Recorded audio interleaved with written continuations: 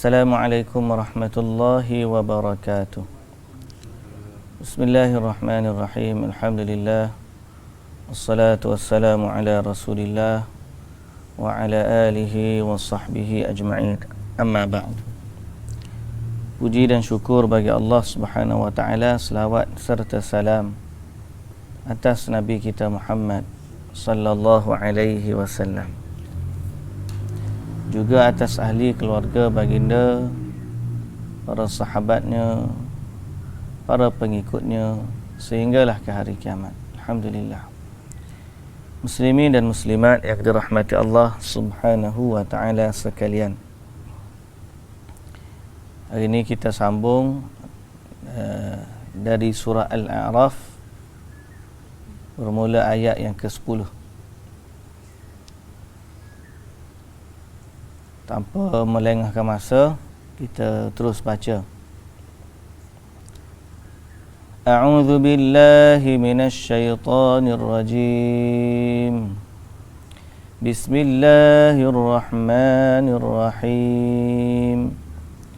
وَلَقَدْ مَكَّنَّاكُمْ فِي الْأَرْضِ وَجَعَلْنَا لَكُمْ فِيهَا مَعَايِشَ قليلا ما تشكرون ولقد خلقناكم ثم صورناكم ثم قلنا للملائكة اسجدوا لآدم فسجدوا إلا إبليس لم يكن من الساجدين قال ما منعك ألا تسجد إذ أمرتك قال أنا خير منه خلقتني من نار وخلقته من طين قال فاهبط منها فما يكون لك أن تتكبر فيها فاخرج إنك من الصاغرين قال أنظرني إلى يوم يبعثون قال إنك من المنظرين قال فبما أغويتني لأقعدن لهم صراطك المستقيم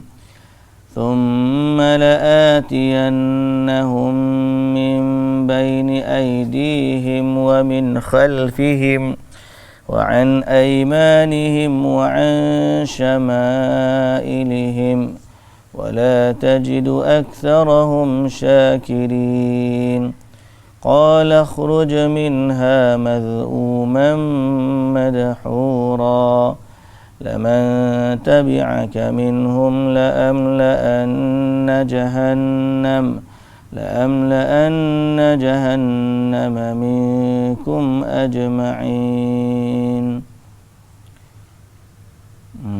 Baik, bismillahirrahmanirrahim. Alhamdulillah, wassalatu wassalamu ala Rasulillah wa ala alihi wa sahbihi ajma'in. Amma ba'du.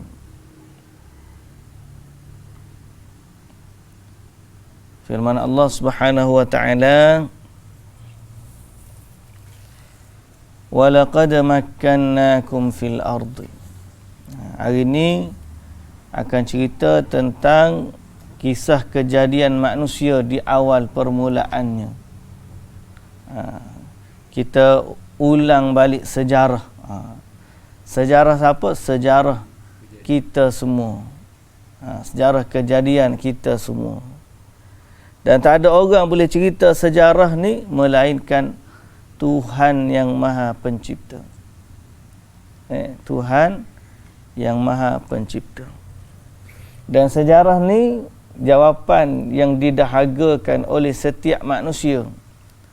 Akan tetapi ada manusia yang ingkar kepadanya, lalu mereka hidup dalam kebingungan yang berpanjangan. Iaitulah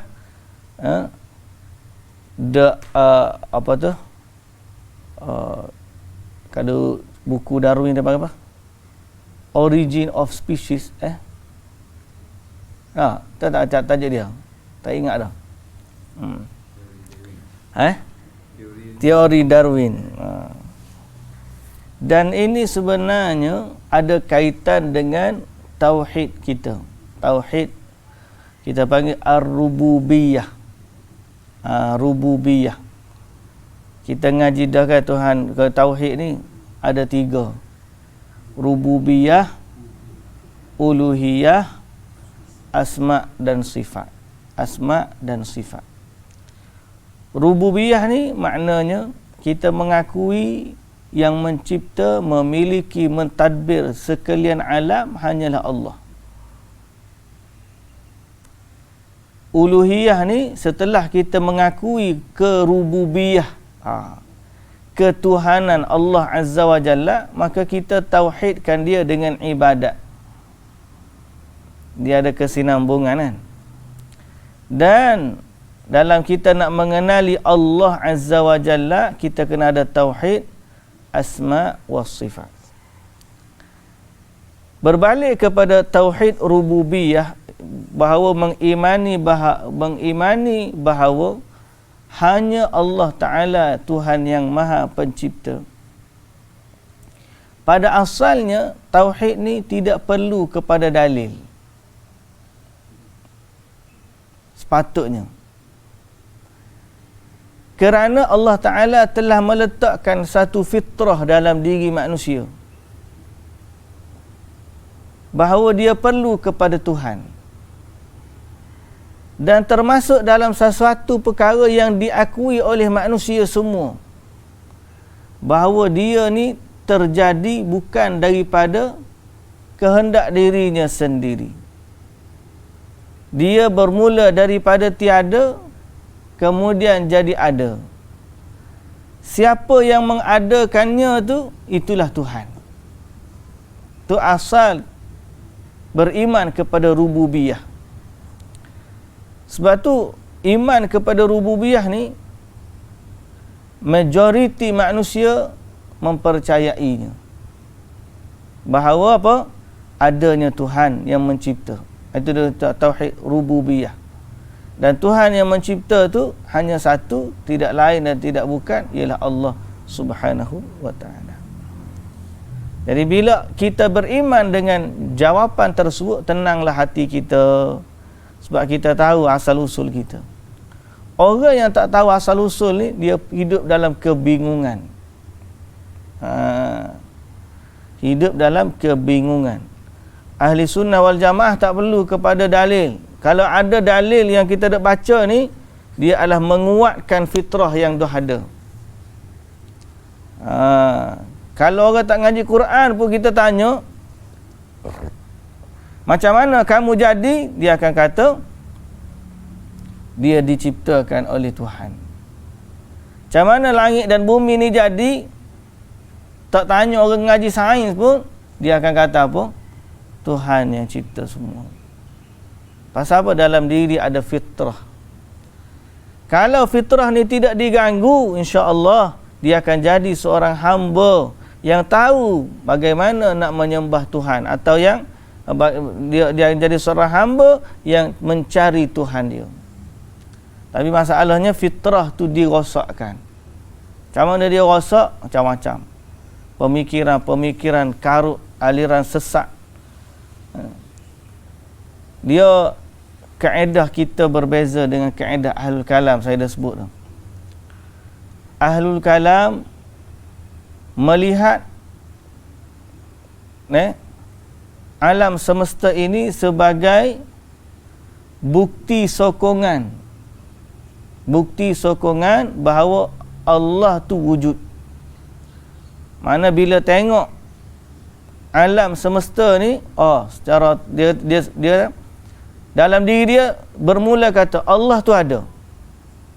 Kalau nak kata Allah tu tak ada, kena cari dalil pula. Lah ni Tuhan tu ada. Mana bukti Tuhan tu ada? Langit dan bumi, segala alam, matahari dan bulan, semua tu membuktikan Tuhan tu ada.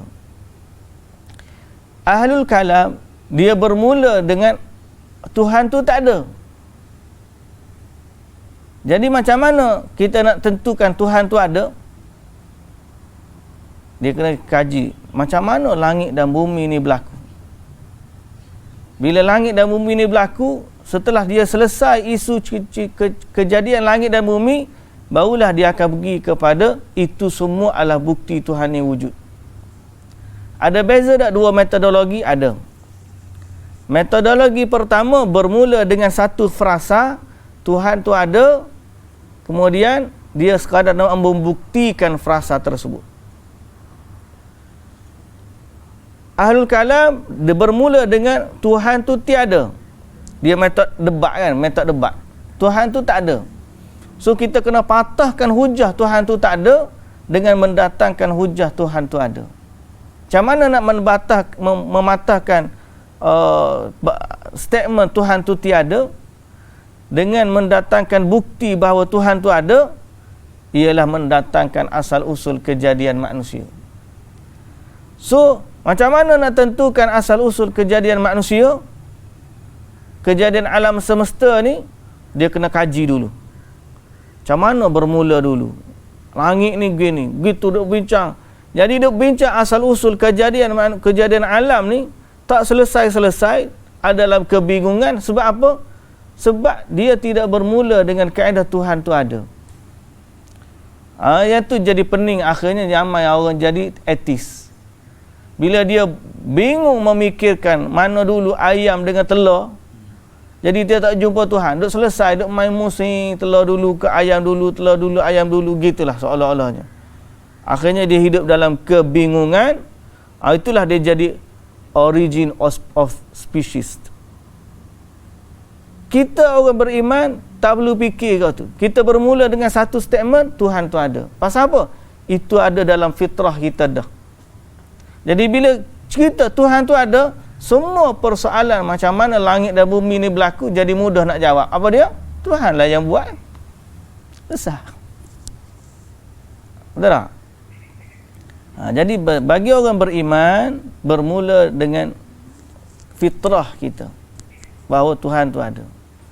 Bagi ahlul kalam, orang falsafah Yunani, Aristotle ke gapo lah nama dia ni, Plato tak Plato lah, Socrates tak Socrates, mari pula etis zaman sekarang ni, dia bermula dengan pemikiran Tuhan tu tak wujud sehingga kita buktikan bahawa ada bukti yang mewujudkan dia. Sedang kita orang beriman, Tuhan tu wujud, kita adalah bukti kewujudan Tuhan. Sehingga ada dalil yang membantah ketidakwujudan dia. Memang tak jumpa, mana ada. Berbeza kaedah ahli beriman dengan ahli falsafah. Jadi falsafah ni duk musing asal usul kejadian tak habis-habis lagi, lalu sampai sudah tak jumpa Tuhan. Dia ambil jalan panjang. Padahal orang kata ni telinga ni. Dia mana telinga? Dia pusing sini, jauh nak pusing ni telinga. Padahal kita nak wujudkan keimanan kepada Allah, fitrah kita dah ada. Alhamdulillah, Allah telah menjadikan kita orang yang beriman sesuai dengan fitrah kita, iaitu mengakui kewujudan Allah Tuhan semesta alam dan mengakui juga kita adalah makhluk ciptaannya. Kita adalah makhluk ciptaannya. Dan bertambah-tambah lagilah keimanan kita bila kita baca Quran, Allah cerita kepada kita asal usul kejadian manusia. Dan secara realitinya tidak ada orang yang boleh cerita asal usul kejadian ini melainkan dia mencipta. Padahal waktu cerita ni ada 1400 tahun dulu, makmal sains pun tak ada, teori-teori lain pun tak ada. Dia kira mudah, tengok langit dan bumi, Allah lah Tuhan kita. Baik, jadi kita baca bagaimana Allah Azza wa Jalla menciptakan kita, hakikat kejadian diri kita semua. Allah Ta'ala kata, وَلَقَدْ مَكَّنَّاكُمْ فِي الْأَرْضِ وَجَعَلْنَا لَكُمْ فِيهَا مَعَايِشْ. Dan sesungguhnya kami telah menetapkan kepada kamu dan memberi kuasa di bumi, dan kami jadikan untuk kamu padanya beberapa jalan penghidupan. Ma'ayish tu jalan kehidupan. Qalilan ma tashkurun, tetapi sedikitlah, amatlah sedikit kamu bersyukur.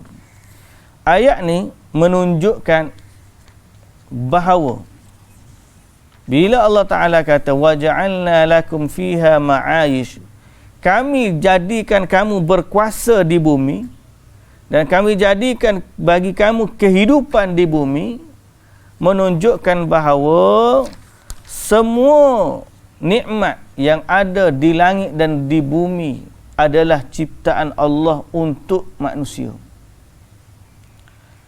Sairu ni'amis sama'i wal ard khuliqat lil insan.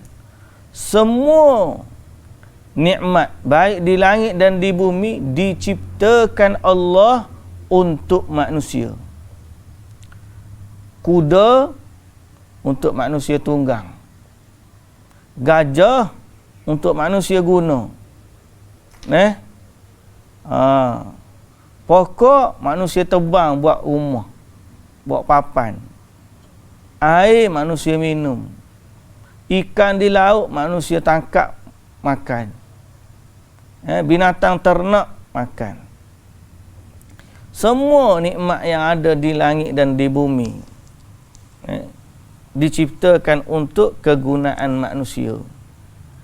Sebab apa? Sebab manusia adalah makhluk istimewa ciptaan Allah. Makhluk istimewa ciptaan Allah. Peredaran matahari dan bulan, semualah Allah ciptakan dia untuk manusia. Sebab tu saya suka ambil contoh, sebesar-besar kuda, segagah-gagah kuda boleh tunduk kepada manusia. Kita ni kalau nak angkat kaki kuda berat, tapi Allah jadikan kuda tu bila manusia pegang, tahu tekan sikit apa tu paha dia, kaki dia akan terlipat, manusia boleh cuci tapak kaki kuda. Kalau nak angkat sendiri, tak larat. Lepas tu kita nak laju mana, nak slow ke, dia boleh ikut. Lepas tu orang dulu sampai gajah pun dia guna untuk pengangkutan. Pak kita ni ada tentera bergajah ke dulu. Macam mana boleh sampai tentera bergajah? Maknanya gajah ni patuh boleh sampai jadi bawa pergi ke medan perang. Dah. Macam mana gajah boleh perang? Asyik. Kita memang tengok gajah mengamuk je retinya. Memang takutlah bila tengok gajah mengamuk. Tapi kepandaian manusia masa tu boleh jadikan gajah tu sebagai tentera dia. Hebat. Tapi nak berbalik kepada isu, kenapa semua tu boleh berlaku? Kerana pada asalnya Allah jadikan manusia ni dia yang mentadbir bumi, khalifah. Dialah khalifah. Jadi ini nikmat yang Allah Ta'ala bagi kepada kita. Tapi masalahnya qalilan ma tashkurun, sedikit manusia yang syukur. Sedikit saja yang syukur. Yang lain dia rasa, macam mana kita tengok zaman kita ni. Zaman kita tak naik kuda, tak naik gajah. Tapi kita ada kereta, kita ada excavator, kita ada kren. Hak kerja-kerja orang dulu tu guna binatang.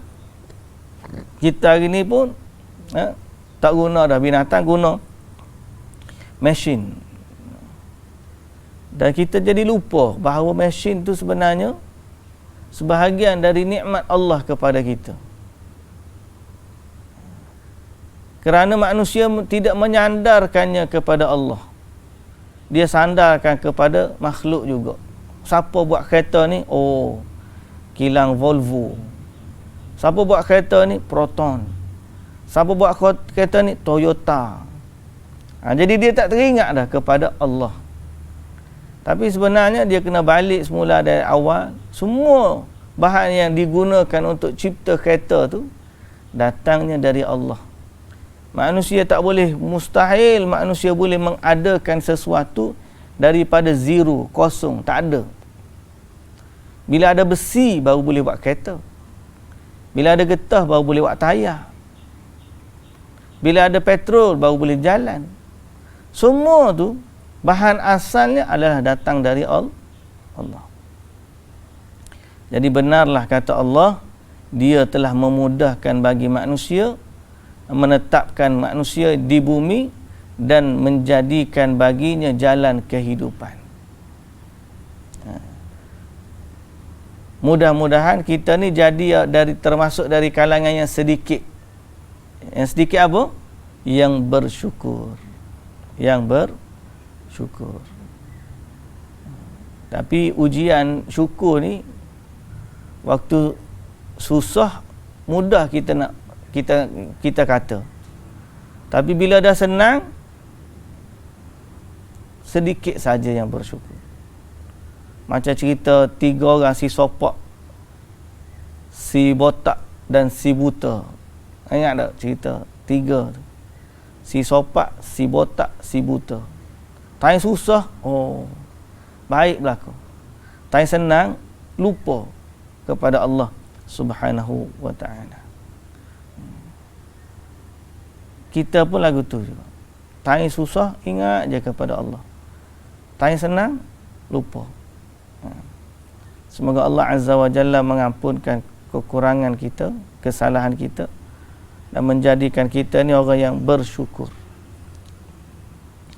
Kesyukuran kita yang seterusnya ialah di mana Allah Subhanahu wa ta'ala mengingatkan kejadian asal usul kita sebagai makhluk yang mulia.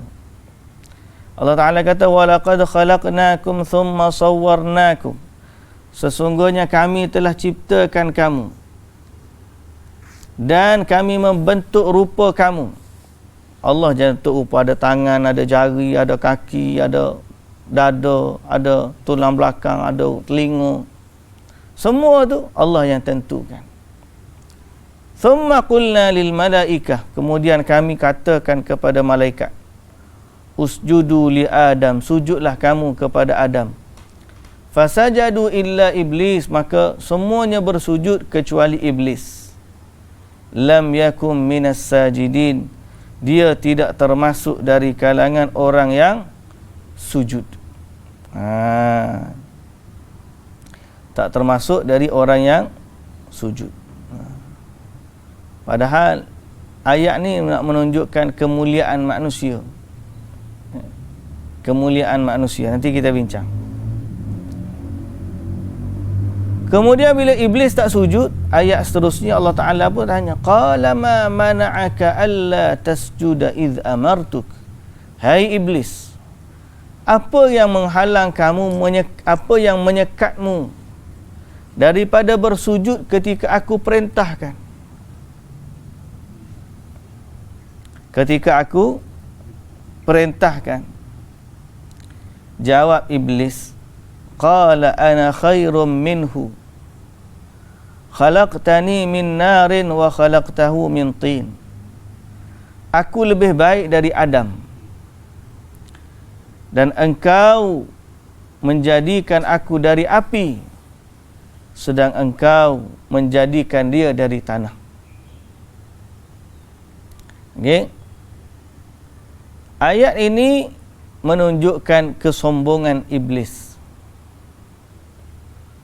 Kerana dia membandingkan asal usul.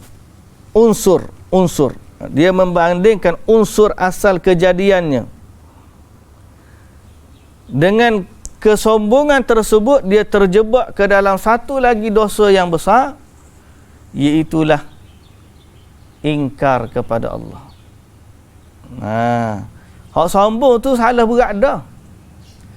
Tapi salah yang lebih besar daripada iblis ialah ingkar kepada perintah Allah.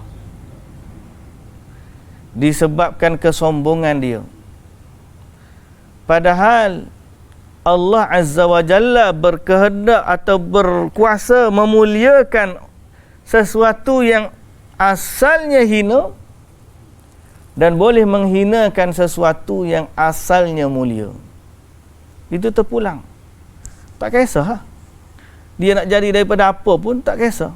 Sekarang ni isu dia yang utama ialah Allah perintahkan bersujud. Asal usul tolak tepi. Hak utama sekali ialah Allah Ta'ala kata qulna lil malaikah usjudu. Kami kata kepada malaikat sujudlah. Fasajadu, semua sujud belaka. Iblis kecuali iblis. Jadi dia menunjukkan bahawa di sini berlakunya keingkaran. Cuma punca keingkaran tu barulah lari pada kesombongan. Jadi sombong ni tak bagus. Kenapa tak bagus? Sebab dia sendiri adalah sifat yang tak bagus. Tetapi ketidakbagusan dia tu berganda apabila kebiasaannya sombong ni membawa kepada keingkaran. Betul tak? Sombong ni biasanya membawa kepada ingkar. Sombong tu satu dosa dah. Tapi dia bawa kepada ingkar sebagaimana iblis. Orang yang bila dah sombong, dia akan cepat atau lebih mudah untuk dia meninggalkan perintah Allah. Nah, sombong bab pitih duit orang zaman kita lah ni, tapi membawa kepada keingkaran sampai tak semayang. Betul tak? Sombong dengan ilmu, bahasa dia pandai, membawa kepada keingkaran sampai juga ada yang tak semayang. Dengan kononnya ilmu dia tinggi, tak semayang. Itu sombong namanya. Sombong dengan harta. Sombong dengan harta. Sampai lupa nak pergi haji. Ada juga tak pergi. Sombong. Jadi sombong ni bahaya, dia membawa kepada keingkaran. Iblis, dosa paling berat sekali ialah dia ingkar kepada Tuhan. Asbab ingkar tu adalah sombong. Allah Ta'ala kata dia, kenapa keingkaran dia? Okay.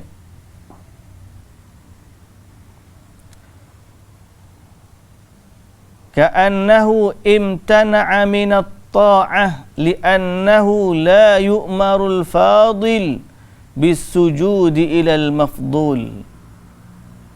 Iblis ni dosa yang paling besar ialah imtana'a minat ta'ah. Dia mengingkari ketaatan. Dia tak nak turut.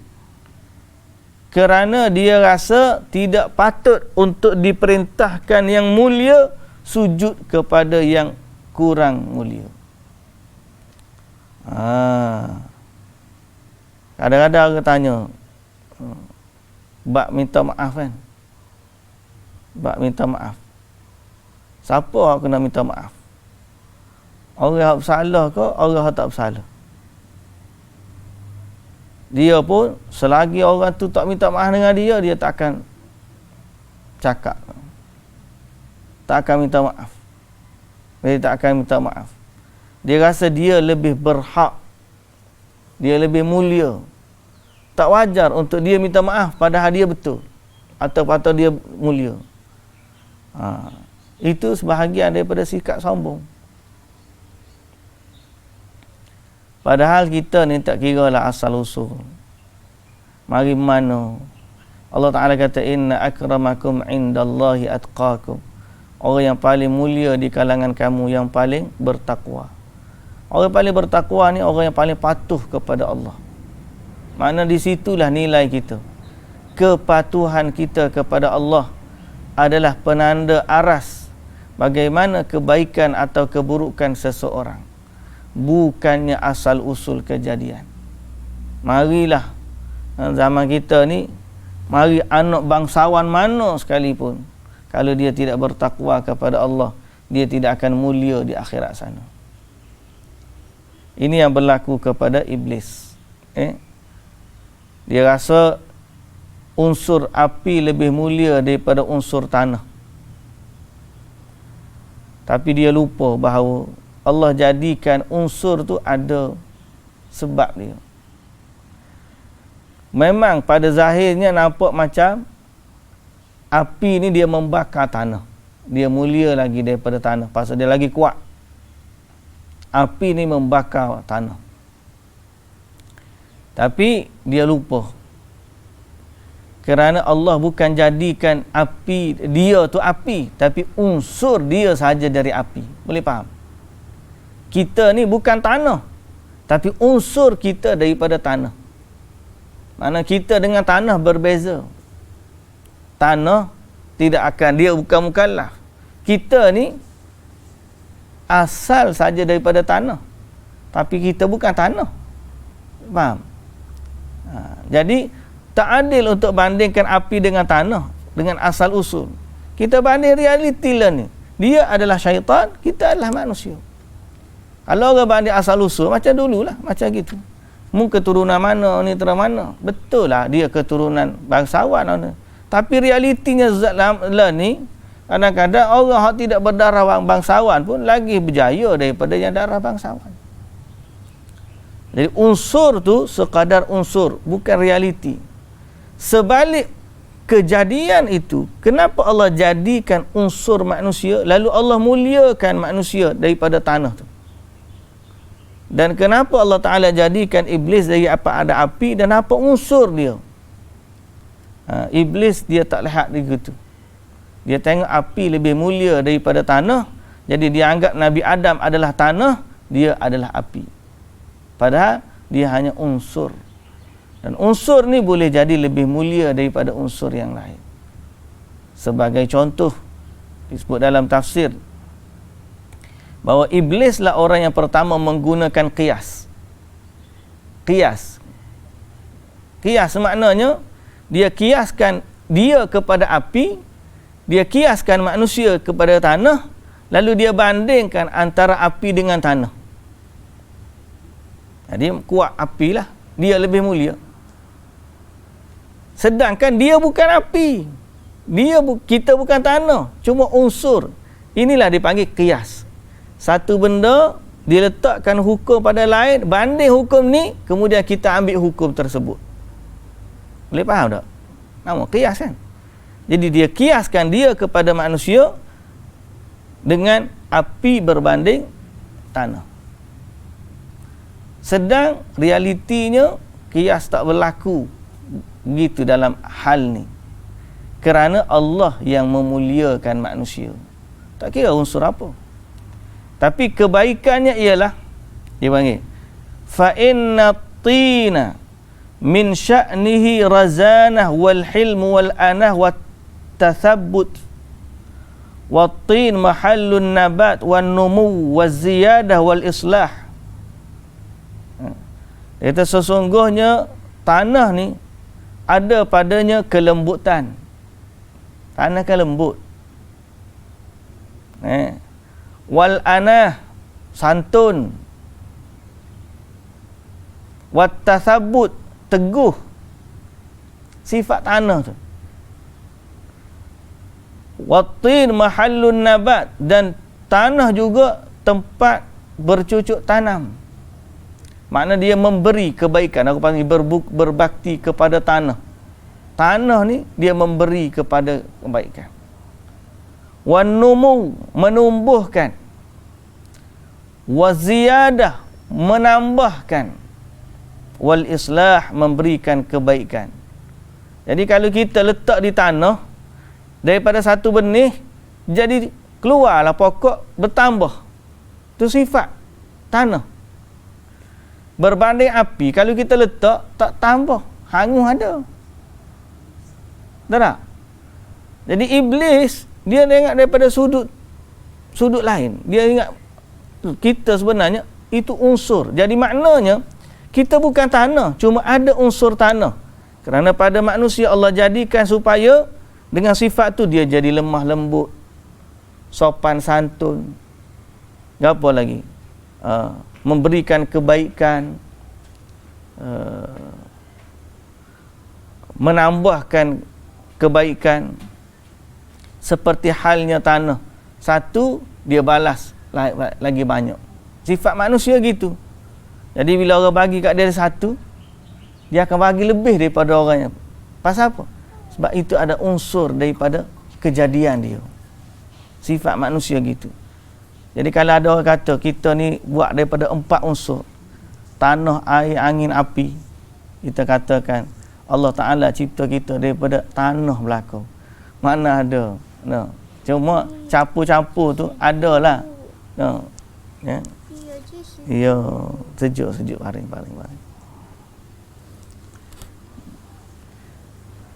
Wan nar min sya'niha, dan api pula dari sifat dia ialah al-ihraq, membakar. Okey. Wat-tish was-sur'ah. Walihadza khana iblis unsurahu wa nafa'a Adam, khana iblisa unsuruhu wa nafa'a Adam unsuruhu birruju' wal inabah wal istikanah wal qiyad wal istislam li amrillah. Kerana itu unsur iblis mengkhianatinya dengan menyebabkan dia ingkar kepada Allah, sedang unsur Nabi Adam memberikan manfaat kepadanya dengan bersifat tunduk, patuh, tenang, menyerah diri kepada Allah. Jadi jangan tengok kepada unsur semata-mata, tetapi lihatlah kepada kejadian Allah dan perintahnya. Jadi bila iblis ni sombong begitu, dia pun ingkar kepada Allah, maka Allah Ta'ala murka kepada dia. Jadi sombong ni biasa berlaku lagu itulah, dia balik asal, dia bangkit asal usul. Orang ni sombong bila dia tengok usul dia lebih mulia, padahal realitinya, hakikatnya ada lagi sudut yang dia tak nampak. Kemuliaan orang lebih daripada dia. Macam iblis, dia tak nampak tanah tu, dia tengok tanah ni hina, tapi dia tak tengok bahawa pada tanah ni ada unsur kebaikan yang tak ada pada api, sebagaimana yang kita dah sebutkan tadi. Okey. Jadi manusia dimuliakan oleh Allah dengan sifat-sifatnya. Bapa tanah tadi jadi mulia daripada api? Sebab sifat-sifat yang kita nyatakan tadi. Tetapi kalau mereka tidak memiliki sifat tersebut, hilanglah kemuliaan daripadanya. Lalu Allah Ta'ala murka kepada iblis. Allah Ta'ala kata, qala fahbit minha, keluarlah kamu, turunlah kamu dari syurga ini. Fama yakunu laka an tatakabbara fiha, kerana tidak patut engkau berlaku sombong di dalamnya. Fakhruj innaka minas saghirin, oleh sebab itu keluarlah, sesungguhnya engkau dari golongan yang hina. Jadi Allah menghinakan iblis laknatullahi alaihi. Iblis laknatullahi alaihi. Tapi iblis ni dia minta dengan Allah. Qala anzirni ila yaumi yub'atsun. Ya Allah, tangguhkanlah aku, berilah tempoh kepadaku sehingga hari mereka dibangkitkan. Hari mereka dibangkitkan. Jadi maknanya mereka dari awal semua tahu bahawa semua ini akan binasa dan semua ini akan berlaku kiamat. Jadi dia minta dengan Allah, tangguhkan aku sampai hari tersebut. Tujuan apa? Tujuannya dia nak menghasut dan hapuskan manusia. Qala nak membinasakan manusia. Qala innaka minal munzarin. Allah Ta'ala jawab, sesungguhnya engkau dari golongan yang diberi tempoh, diberi tangguh. Mana tak apa, Allah bagi tangguh tak mati. Qala fa bima aghwaytani, kata iblis, oleh kerana engkau menyebabkan aku tersesat jalan, maka sesungguhnya aku akan mengambil tempat menghalangi mereka dari jalan yang lurus. Dia sombong dia tu sampai dengan Allah pun masih lagi dia tak puas hati. Ya. Gila tak kotor tu, dia kata cepat.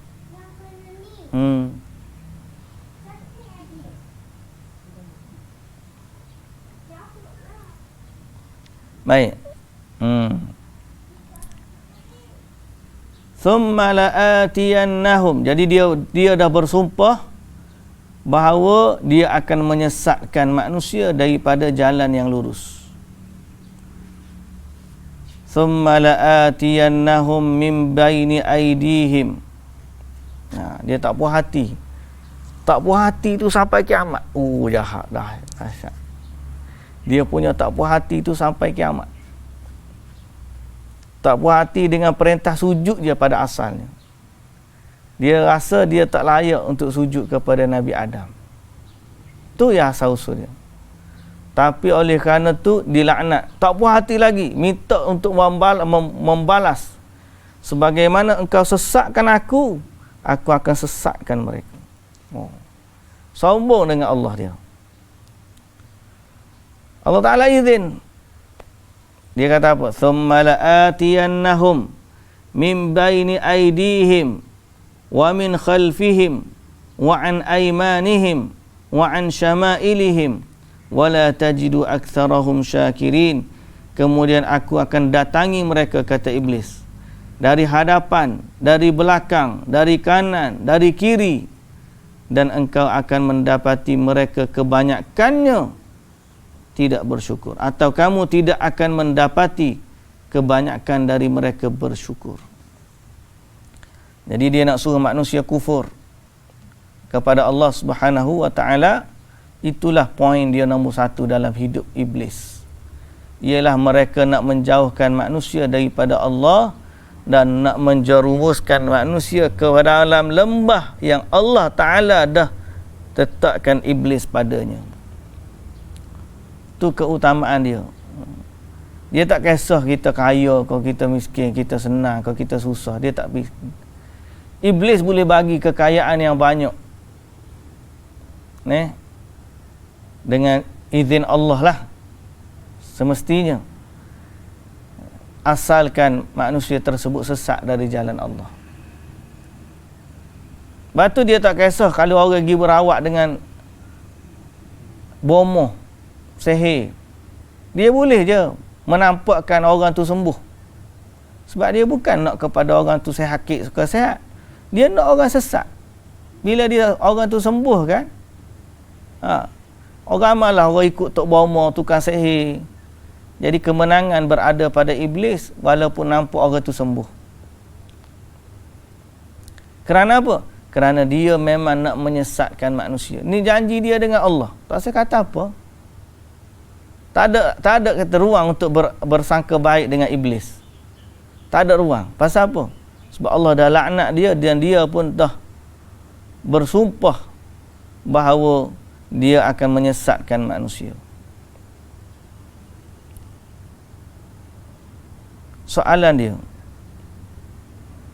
kenapa Allah Ta'ala izin? Kenapa Allah Ta'ala izin? Kalau Allah nak muliakan manusia,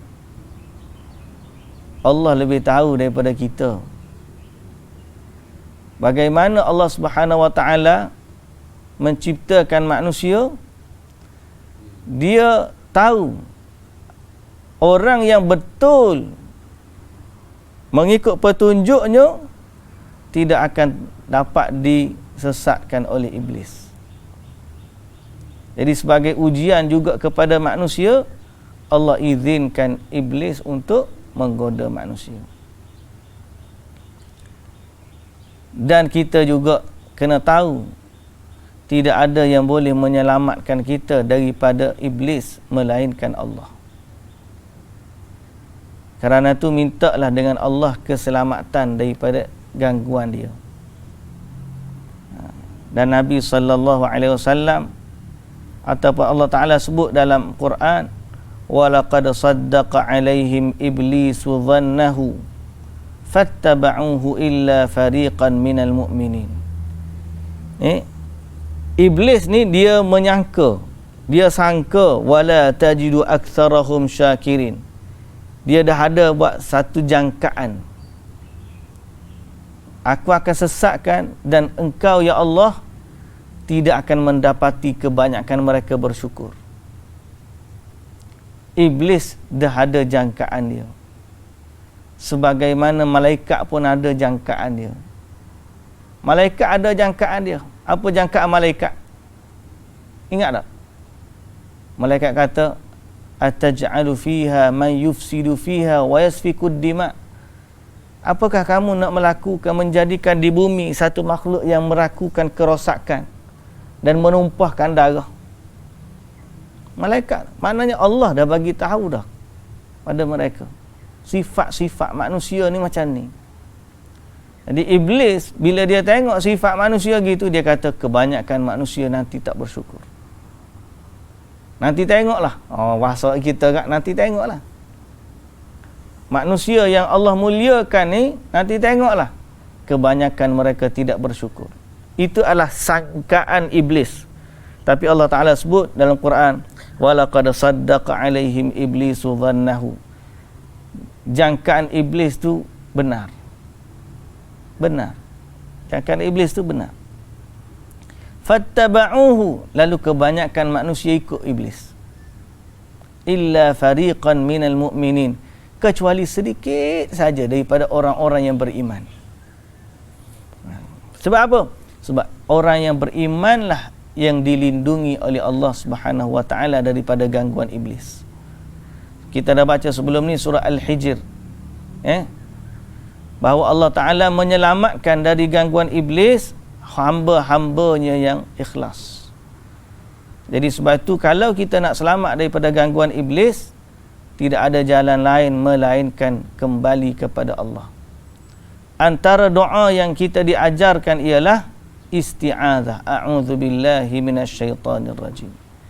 Antara doa yang kita diajar ialah baca qul a'udzu birabbin nas, malikin nas, ilahin nas, min syarril waswasil khannas alladzi waswisu fi sudurin nas minal jinnati wan nas.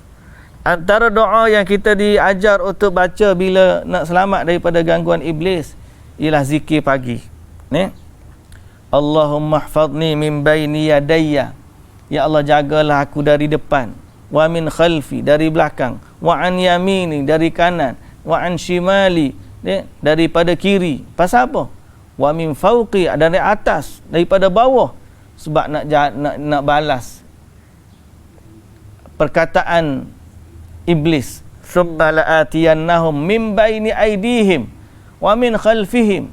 Aku datang dari depan, dari belakang, dari kanan, dari kiri. Maka Nabi ajar kita berdoa kepada Allah, ya Allah, aku berlindung kepadamu ya Allah. Jagalah aku daripada kanan, kiri, depan, belakang, atas, bawah. Pasal apa? Supaya panggil, sebagaimana janji iblis tu dia nak datang, begitulah juga doa kita untuk selamat. Jadi jangan tinggal doa zikir pagi tu. Allahumma inni as'aluka al-afwa wal-afiyah fid dunya wal-akhirah. Allahumma inni as'aluka al-afwa wal-afiyah fi dini wa dunyaya wa ahli wa mali. Allahumma astur awrati wa amin rawati. Allahumma hfazni min bayni yadayya wa min khalfi wa an yamini wa an shimali wa min fawqi wa a'udzu bi'azamatika an ughtala min tahti. Kena doa. Tapi dalam doa tu jangan kata bila dah doa setan tak ganggu dah lah. Tak. Setan ni dia lari sekejap dia mari mula. Dia lari sekejap, dia mari semula. Tanya kita rasa kuat iman, dia pun baca zikir, dia lari. Kita pun dah setengah jam, tak lupa dah kita doa tadi, dia mari balik. Jadi kena senantiasa mintalah perlindungan dengan Allah Subhanahu wa ta'ala. Siapa yang baca doa kita pagi, insya-Allah Allah selamatkan dia sampai petang. Siapa yang baca doa tu daripada pagi, Allah lindungi dia sampai ke pagi besok. Qala khuruj minha madhuman madhura. Allah Ta'ala kata kepada iblis, ni, keluarlah kamu daripada syurga sebagai makhluk yang terhina dan terusir. Sesiapa di antara mereka yang menurutmu, tetaplah aku akan memenuhi Jahannam dengan golongan kamu yang derhaka semuanya. Okay. Jadi akhirnya iblis dikeluarkan daripada syurga, dikutuk, dilaknat dan akan ditempatkan di dalam neraka. Maka untuk sampai ke tempat itu, iblis tengah goda banyak daripada manusia agar menyertainya. Allah Ta'ala kata apa? La'amla'anna jahannama minkum ajma'in. Siapa yang ikut kamu, dengan dia sekali aku penuhkan neraka Jahannam. Semuanya kamu, iblis dan pengikut-pengikut kamu.